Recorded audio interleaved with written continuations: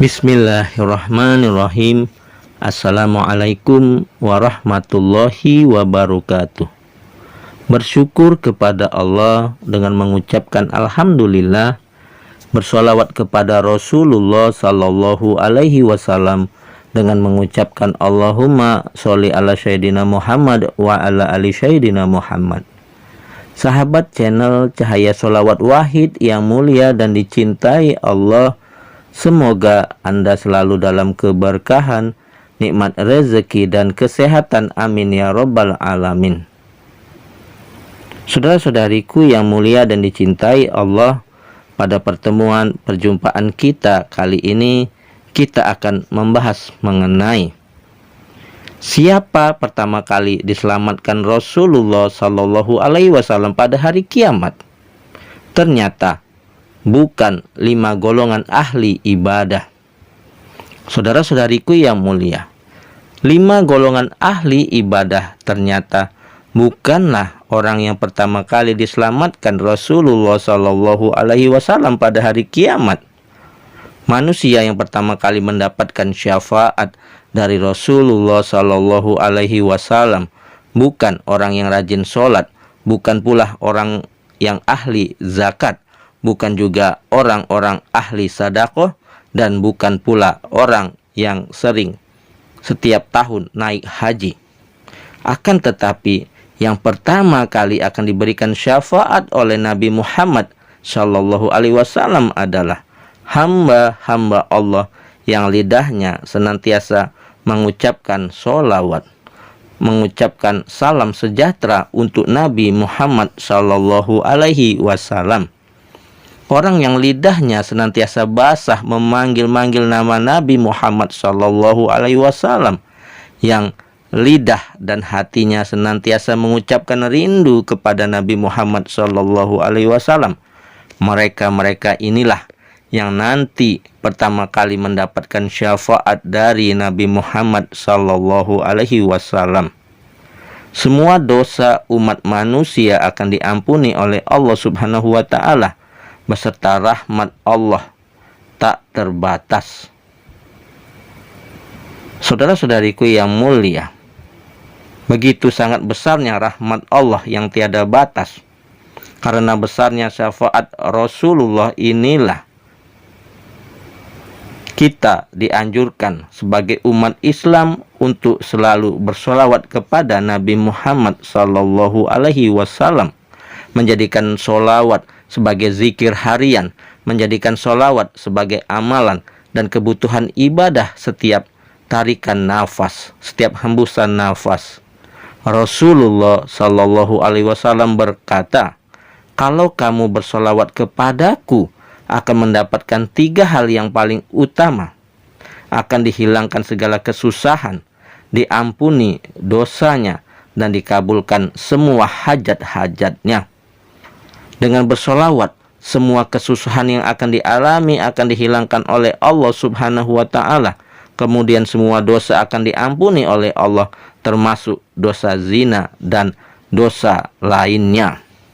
Saudara-saudariku yang mulia, sedikitnya ada 100 keutamaan bersolawat dengan Rasul. Di antaranya akan dilunasi hutang, akan disembuhkan sakit, diampuni dosa, mendapatkan 10 rahmat.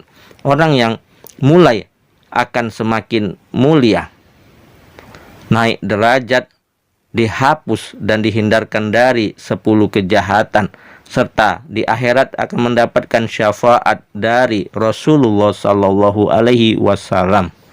Saudara-saudariku yang mulia, saking istimewanya solawat, ada 2 malaikat yang ditugaskan oleh Allah khusus untuk mencatat amal solawat yang diucapkan oleh umat Nabi Muhammad Sallallahu Alaihi Wasallam.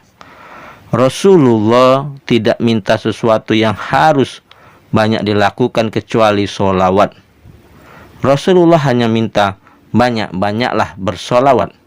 Lantas kenapa Rasulullah meminta kita banyak bersolawat? Karena Rasulullah tahu dengan bersolawat hambanya akan mendapatkan syafaat kelak di hari kiamat. Kata Rasulullah, yang paling dekat denganku pada hari kiamat, yang paling banyak bersolawat kepadaku. Pada malam Jumat dan hari Jumat, Rasulullah meminta kita untuk bersolawat kepadanya.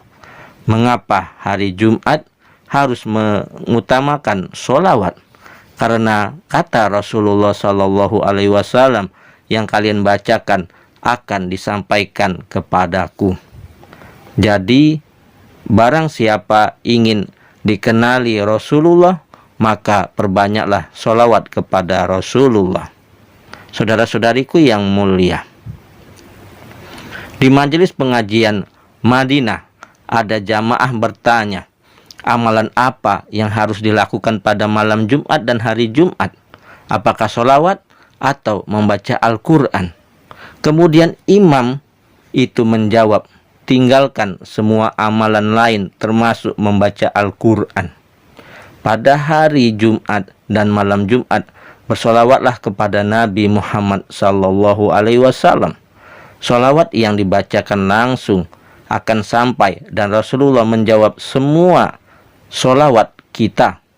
Namun kita tidak mendengarnya saja. Saudara-saudariku yang mulia, ada hadis dari Ubay bin Ka'ab, ya Rasulullah, aku akan selalu dan suka berdoa. Sebaiknya berapa persen doaku aku berikan untukmu dan berapa persen untukku? Kata Rasulullah, terserah padamu, tapi semakin banyak doamu untukku, sholawatmu untukku, semakin banyak juga untukmu, jawab Rasulullah. Kemudian Ubay berkata lagi, ya Rasulullah, separuh doaku untukmu. Kata Rasulullah, terserah. Kalau kamu berani menambahnya, itu lebih baik untukmu. Berkata lagi Ubay, ya Rasulullah, semua doaku, sholawatku untukmu. Kemudian Rasulullah menjawab, kalau kamu lakukan doamu, sholawatmu hanya kepadaku, maka akan dihilangkan segala kesusahan, diampuni dosa, dan dikabulkan semua hajat. Akhirnya, semua sahabat menyetujui akan berdoa bersolawat untuk Nabi dan tidak untuknya. Nah, saudara-saudariku yang mulia, karenanya kalau berdoa perbanyaklah solawat. Misalnya, ya Allah, ampuni dosaku. Allahumma sholli ala Sayyidina Muhammad wa ala ali Sayyidina Muhammad. Ya Allah, angkatlah penyakitku. Allahumma sholli ala Sayyidina Muhammad wa ala ali Sayyidina Muhammad. Ya Allah, perbanyaklah rezekiku. Allahumma sholli ala Sayyidina Muhammad wa ala ali Sayyidina Muhammad. Lalu begitu seterusnya. Setelah kita mengucapkan doa, hendaknya diiringi dengan bersolawat kepada Nabi Muhammad. Saudara-saudariku yang mulia dan dicintai Allah, mengapa kita harus bersolawat? Karena Nabi Muhammad yang menolong kita, memberi syafaat nanti di hari kiamat. Nabi Muhammad mendampingi minum air telaga Kausar adalah Nabi Muhammad. Mendampingi kita ke surga adalah Nabi Muhammad Sallallahu Alaihi Wasallam. Solawatlah dengan penghayatan, maka akan terasa indahnya solawat. Tak terasa air mata akan mengalir. Begitu dahsyatnya solawat mampu menenangkan hati dan jiwa. Saudara-saudariku, Rasulullah itu begitu cinta kepada umatnya. Pernah pada suatu hari, Siti Aisyah, istri Rasulullah, meminta didoakan. Maka Rasulullah Sallallahu Alaihi Wasallam berdoa, ya Allah, ampunilah dosa istriku Aisyah, dosa yang lama dan yang baru, terang-terangan maupun tersembunyi. Aisyah menangis saking senangnya sampai dia tertawa.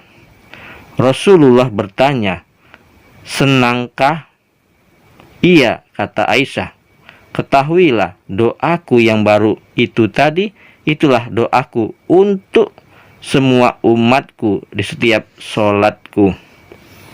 Ya Allah, ampunilah dosa umatku yang baru dan dosa yang lama, dosa yang tersembunyi dan terang-terangan.